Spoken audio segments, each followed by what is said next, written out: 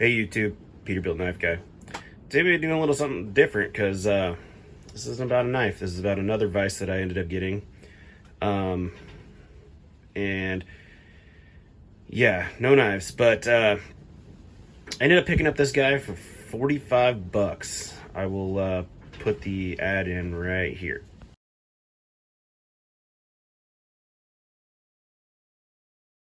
Yeah, 45 bucks. It was missing the handle.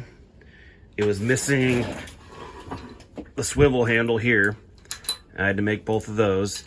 This one I just used a 3/8 inch bolt, and you can still see the bolt head. I kind of rounded it out. These things have an inset, so just got to make sure you can pass that. But yeah, I was missing that. It was missing the handle, and I had to make my own. It originally came with a 12-inch handle, but I found a piece of 14-inch 5/8 by 14-inch long rod that was actually threaded on both ends.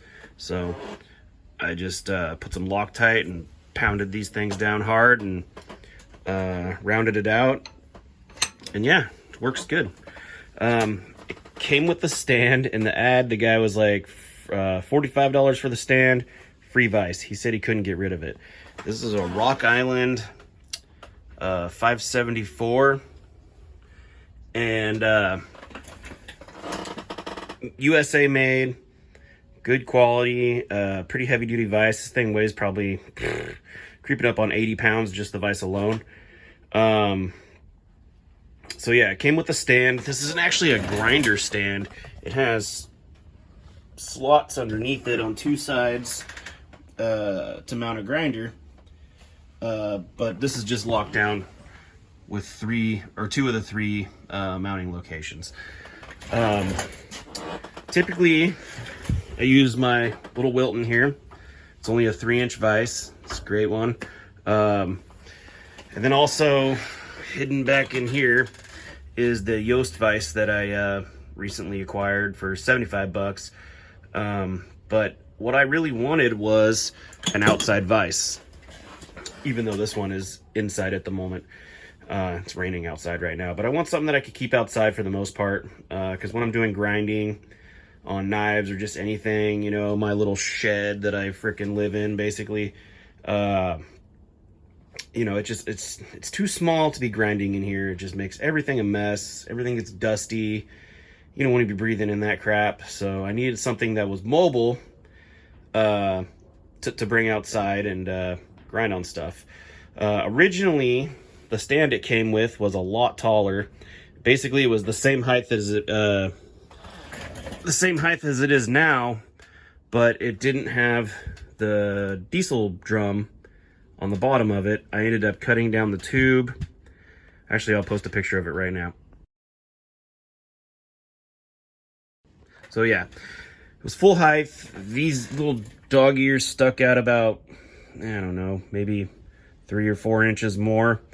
And they had a place to mount it down, which is great if you're going to mount this. If this was just mounted in a shop, it'd be rock solid. But the problem is that I want it mobile, or at least movable. I don't know how mobile this thing is. It weighs a ton.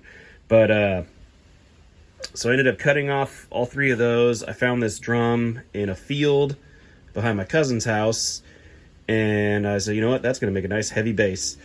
And I ended up cutting this thing down about 9 inches, so it actually might sit a little taller than it was originally. Let's see.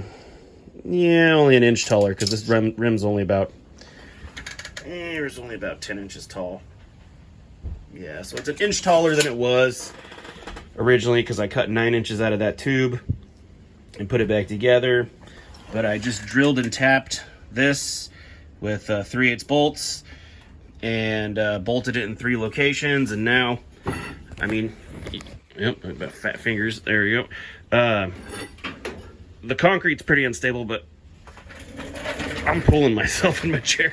It's a way more stable, because the problem was with 3 locations, it was very stable tilting this way, but if you tilted it this way, where it's only supported in 2 spots, this thing wants to come over. And the last thing you want is an 80-pound vise sitting up, how high are we now?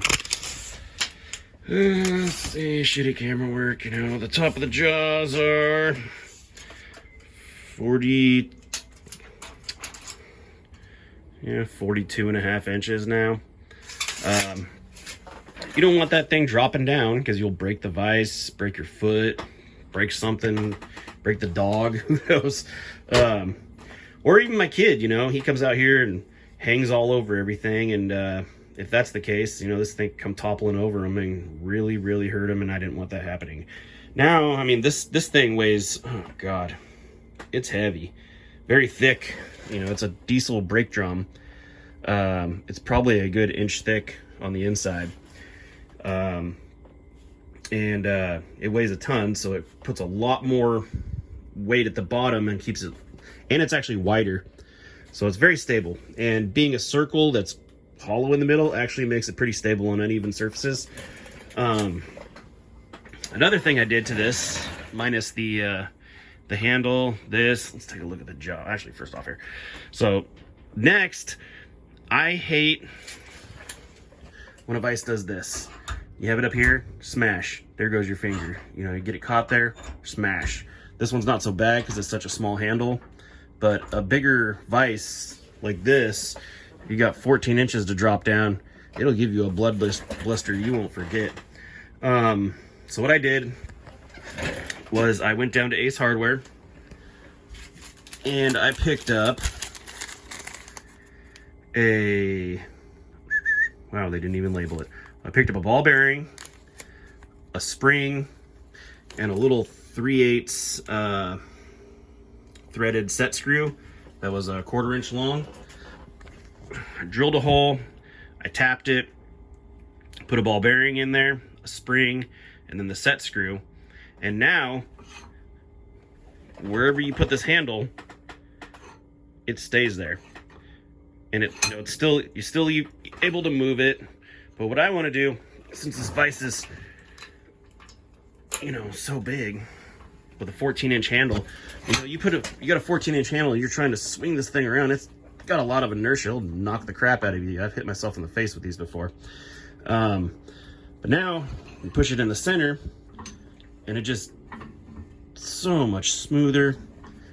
And then when you lock it down, you know, if the handle's in the way, you can still move it to wherever. You know, let's say it locks down in a position like this. You don't want it sticking up there because it's going to get in the way of whatever you're doing. So just push it down. Doesn't go nowhere. But it'll literally hold itself up however you want it. Yeah, no smoking in this area. So I thought that was cool. Other vices, actually, this is not my original idea. Actually, vices used to come like this. Can't remember the name of the brands, but there was a couple old American vices that did this. And it's actually really cool. Yeah, so that's that. The jaws on this thing, I can't believe I got this thing for 45 bucks. I looked it up online. I've seen some of these go on eBay for 500 bucks for these old rock islands. Look at that. I don't know when this thing was made, early 1900s, but these are the original jaws. They're keyed in right there, so they're kind of hard to get jaw replacements for, but I mean, these things have almost lasted for probably 100 years, and they are pretty damn good. They do not build vices like they used to. I haven't attempted to take these out because I'm pretty sure I'll break them or strip them, but there's no need to because the jaws are nice and clean. So yeah, this is my new score, my outside vise for grinding and cutting and whatever else it is. I'm stoked. This guy, I'm probably still going to attach to this table eventually, but not right now. So yeah, thanks for watching.